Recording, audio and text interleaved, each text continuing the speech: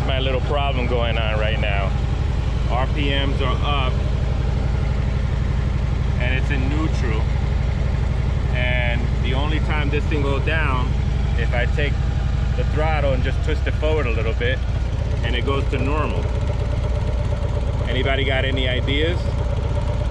So as soon as I let it go, it goes up.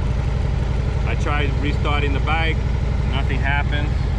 Let me shut it off.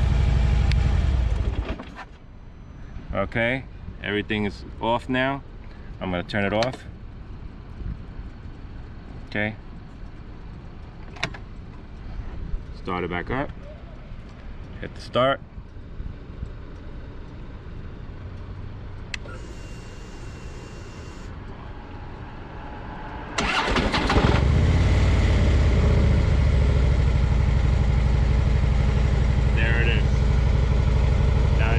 Comes down and it stays there.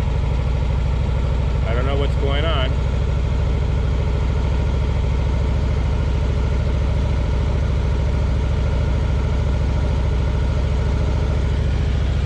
But I'll roll the throttle forward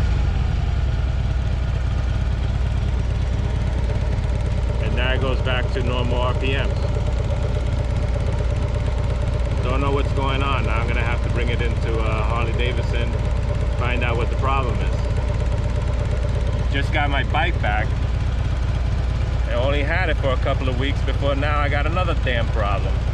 So now I'm gonna let it go. RPMs go up. Anybody got any answers, any advice, anything? Let me know.